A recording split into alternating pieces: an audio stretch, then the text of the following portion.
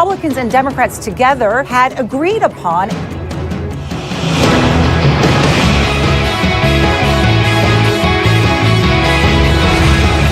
Good Saturday to you. I'm Victor Blackwell. And I'm Layla Santiago, in for Christy Paul this morning. Okay, now hour 8, the third partial government shutdown of this year. It started at midnight when lawmakers tried and failed to get the votes to pass a spending bill with border funding for the wall. So here is the big question.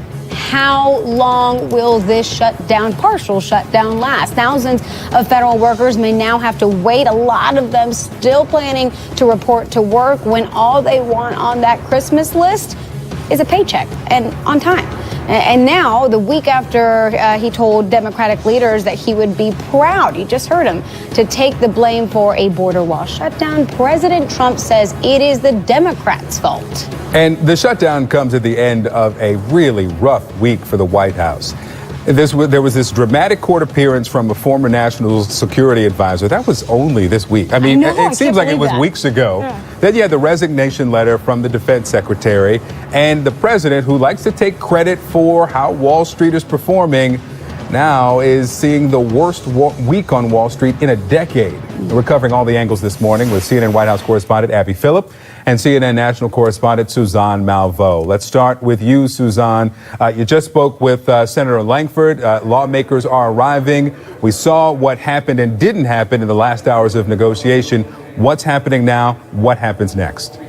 Sure, Victor. Well, one of the things that he said is that Senate Majority Leader Mitch McConnell, of course, is going to make a statement around noon or so when the Senate reconvenes. And the hope is that they would have some sort of agreement, a deal by that time that he could announce and then call lawmakers back in and say, you've got 24 hours to come up here and actually vote on this piece of legislation. If that does not happen by noon, then the expectation is that this shutdown could last a lot longer. So the hope is that the private deal making, the negotiating that is taking place this morning will produce something. It is far from certain whether or not that is true.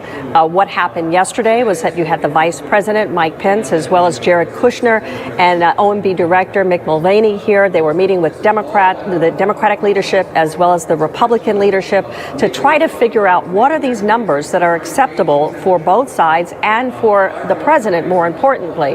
The president asking for $5 billion for this border wall. The Democrats very steadfast, very insistent that it's $1.3 billion and rejecting what was on the table before and what had been accepted by everyone, including the president on Wednesday, a $1.6 billion figure. The president then blew that up, and they were looking for what figure would actually be acceptable. So I asked Senator Lankford, what are you working with? What are you dealing with here? And here's how he explained the process. Right now, we're trying to finalize all the final text and to be able to make sure everyone's looked at it, everyone's agreed off on that text, everyone's signed off on it, and then that text will go public to all members to be able to go through it and be able to take a look at, and then we'll actually move to a vote 24 hours from there. So at any point right now, we're at least 24 hours more of a shutdown from where we are right now.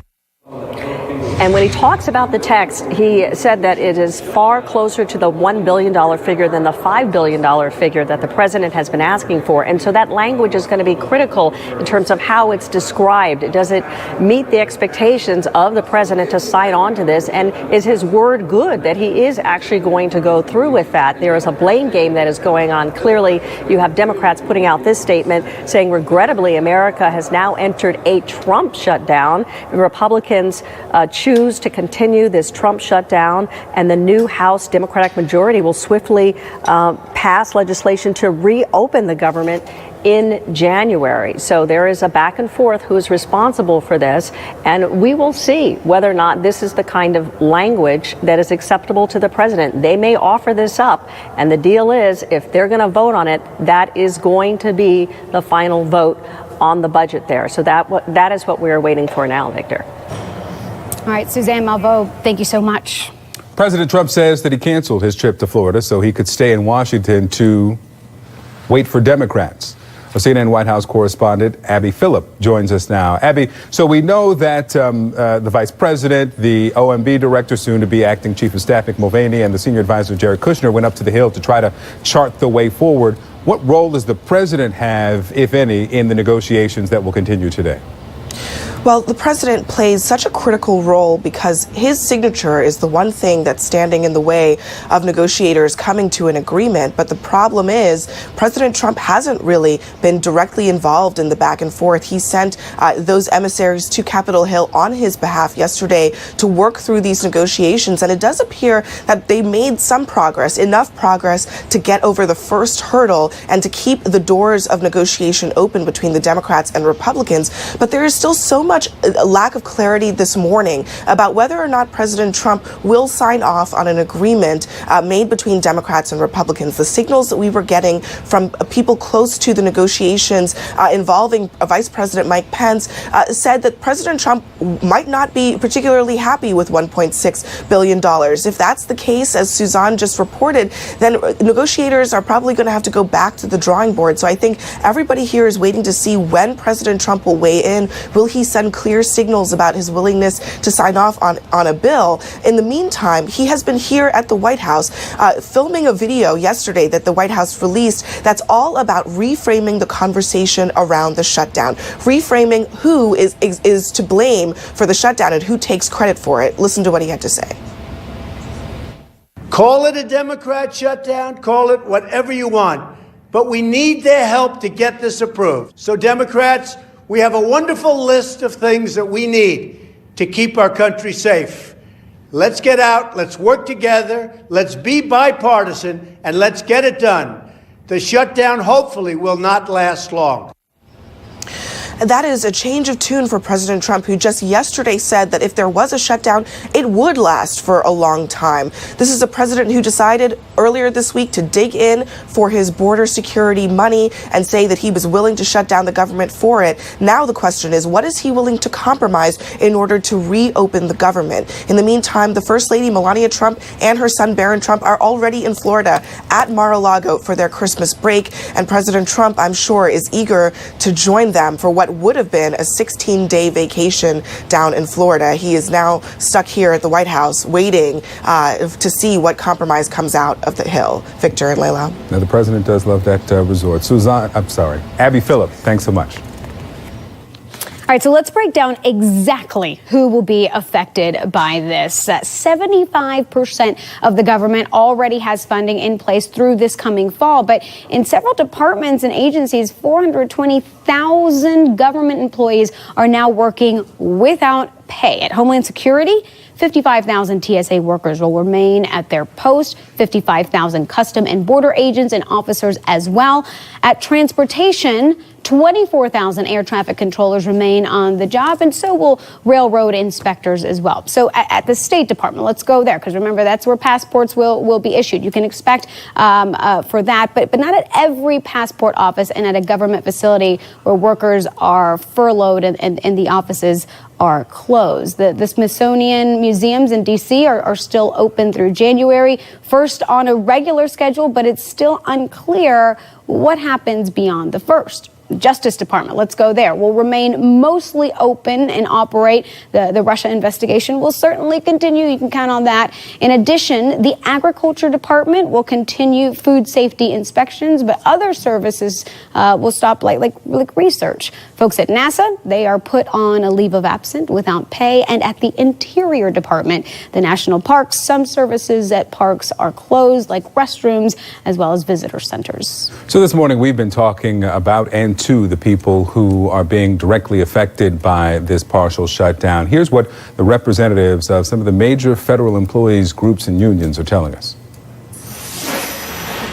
If you got to feed your family and get through the holidays, I mean, people kind of assume that, this shutdown isn't going to go on for very long. Well, the president's out there saying he wants this to be a long shutdown. So that means an even long, for people who are living paycheck to paycheck. And let me tell you, we got a lot of people in our organization. Some are making as little as $26,000, $27,000 a year.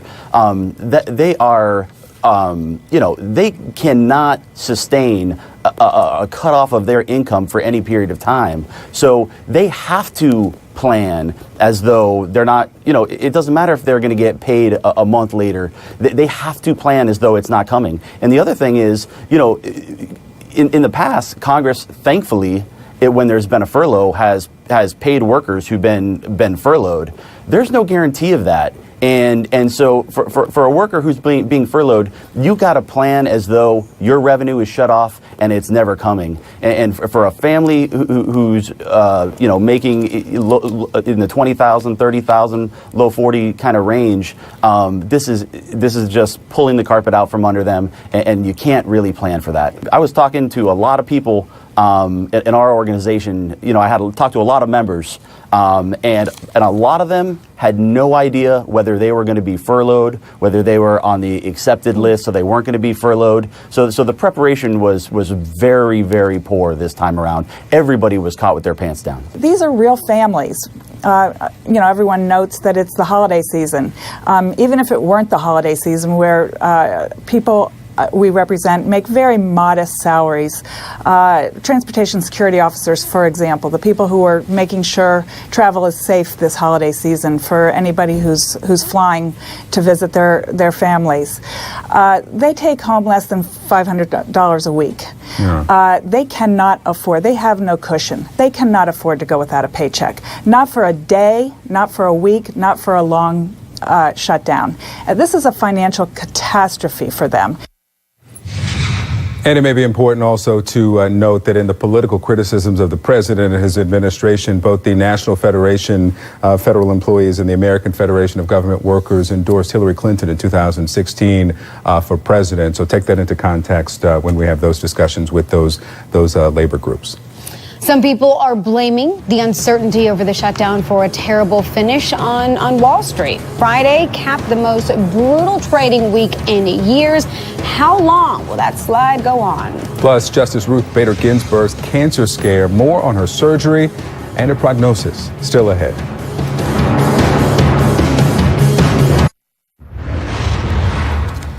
The Trump administration's wild week got a little worse Friday. The Supreme Court dealing a blow to the administration's asylum ban. So the High Court upheld a judge's order blocking the policy. Now, that policy would have temporarily blocked migrants from Mexico from seeking asylum outside of official ports of entry.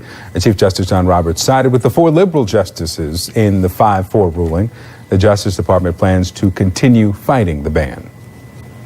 President Trump's acting Attorney General Matt Whitaker already is getting some criticism from the president. Sources tell CNN the president has ripped into Whitaker at least twice in the last few weeks. They say the president is frustrated over charges filed by federal prosecutors which make him look bad. The acting AG oversees those prosecutors, but sources say Trump has not directed Whitaker to stop the investigators. CNN Justice reporter Laura Jarrett has more. New details are emerging about the president's anger over how his attorney and longtime fixer, Michael Cohen, has drawn him into investigations by federal prosecutors. And the person now bearing the brunt of those frustrations, well, his hand-picked acting Attorney General Matt Whitaker. According to multiple sources familiar with the discussions, on at least 2 occasions in the past few weeks, the president has vented at Whitaker, in particular about how prosecutors implicated the president in a hush-money scheme to buy the silence of women around the 2016 campaign, crimes that Michael Cohen pleaded guilty to in the Southern District of New York. Now, to be clear, none of the sources suggested that the president directed Whitaker to actually stop any investigations. But the president believes the situation is unfair because he and his attorneys suggest that these were not illegal payments. But more importantly, these discussions between Trump and Whitaker really show how the president believes the attorney general should serve as his personal protector. While not confirming any of these conversations, the president's personal attorney, Rudy Giuliani, said in a statement, quote, "The president and his lawyers are upset about the professional prosecutors in the Southern District of New York going after a non-crime and the innuendo that the president was involved." The Justice Department declined to comment for this story. Laura Jarrett, CNN, Washington. And part of the government is shut down this morning. We've been talking about that the entire morning, really. Lawmakers are hitting walls and can't seem to find any bridges when it comes to making a deal. So how long could this drag on?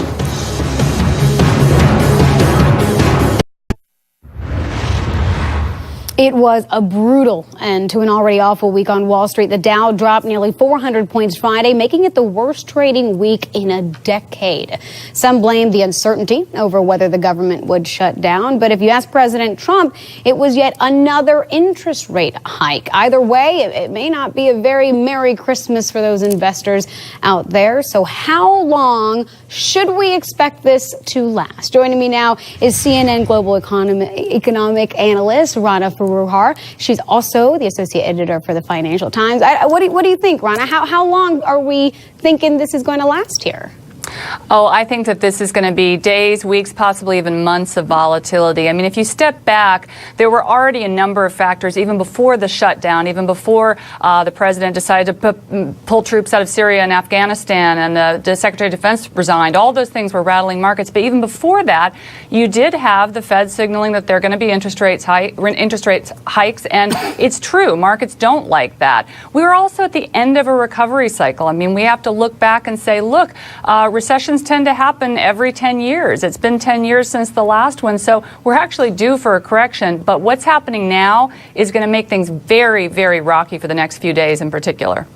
You know, President Trump is typically very quick to attach his name, to attach sort of a win for him if the markets do well. Let me show you tweets from the past that we've certainly seen.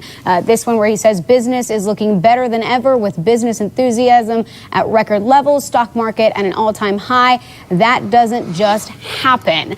It seems like a bit of a risky strategy here to attach your success, your barometer, if you will, to the market, because the market, that's not necessarily the same as the economy all the time, given how much it fluctuates. Absolutely.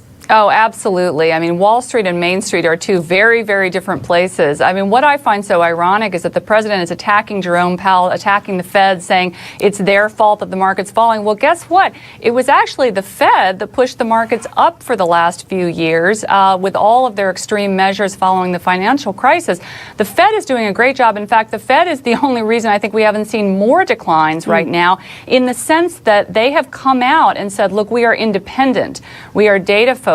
We are going to be the safe pair of hands out here right now at a time when Washington seems to be spiraling out of control, and the markets want to hear that. But the Fed also not shying away from the fact that we will likely see more interest rate hikes. So yes. For the person at home who is looking at that 401k, thinking about the future, how worried do you think they need to be? Well, it's a really good question. For starters, we've known for some time that this year, 2019, coming up, 2020, are probably going to be slower growth years than what we've seen, both on Main Street and in the markets. So I don't think that you're going to see the kind of gains in your stock portfolios that you would have in the last few years. Now, the question is, what do you do if there's a dip? And the answer is, if you don't need the money anytime soon, you don't sell. This is not the time to be moving money around. We're going to see a lot of volatility, particularly until we get news about a resolution of the shutdown. But certainly even into 2019, there's a lot of stuff going on right now. Tech stocks have actually gone into a bear market because there are fears of regulation. We still have issues with U.S.-China trade talks and possible tensions there. So there's just going to be a lot of ups and downs, and people really need to buckle in and not make any sudden moves. I feel like that's the one consistent thing about the market, is that the experts will always advise don't make sudden moves, right? Yeah, especially not when it's falling, really. I mean, honestly, don't watch, as much as we do the short-term headlines, it's important to take a longer view here. If you don't need your money anytime soon, don't sell now. Rana Foroohar, thanks so much. Okay, thanks. So the U.S. government is in a partial shutdown right now. Thousands of employees getting hit in the wallet. We'll take a look at who's affected and how long this could last.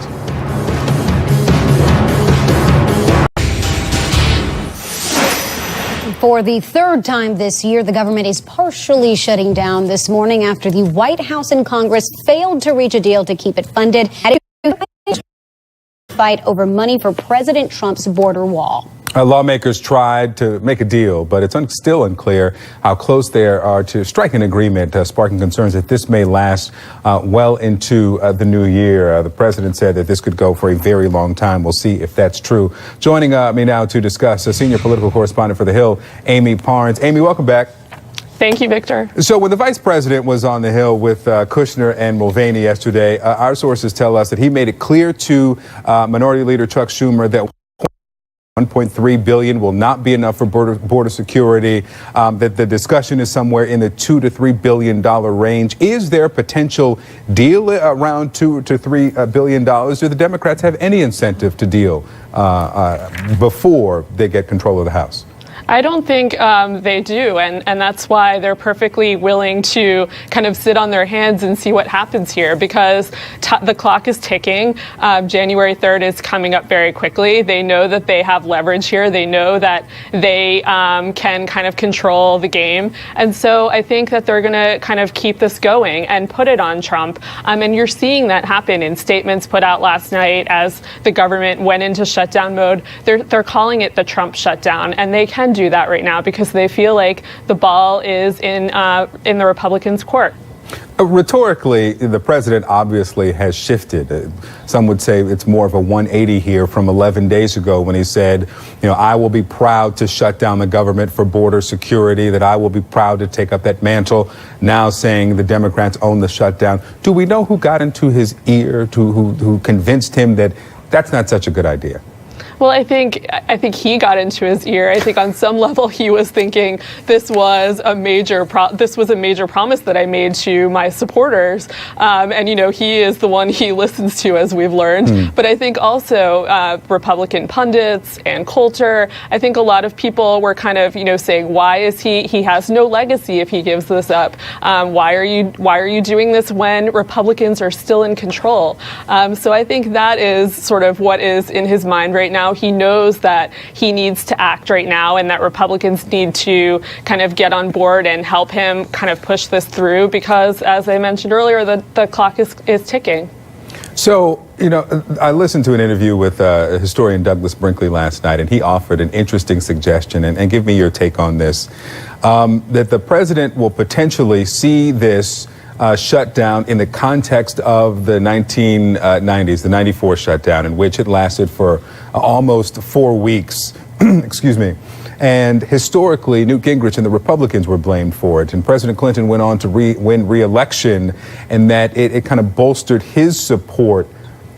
Would that be a mistake for the president to see this in that context?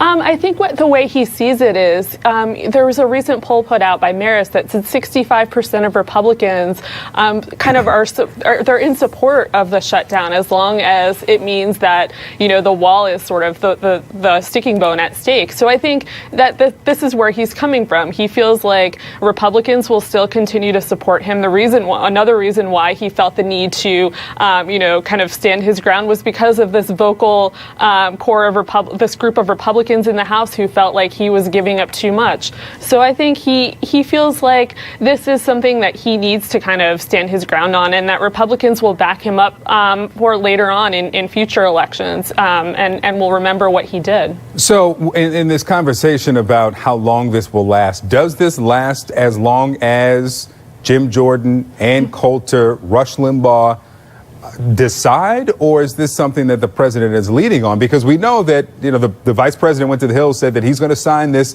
continuing resolution to get everyone to February, and then we'll talk about the wall then. And then we heard the response from the conservatives, and he changed his mind.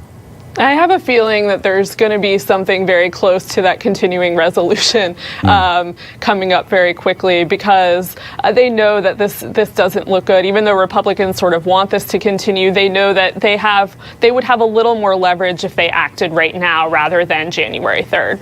All right. Amy Parnes, thanks so much. Thanks, Victor. New details emerging about the health of Justice Ruth Bader Ginsburg. CNN learning that she's now recovering from cancer-related surgery. More on that next.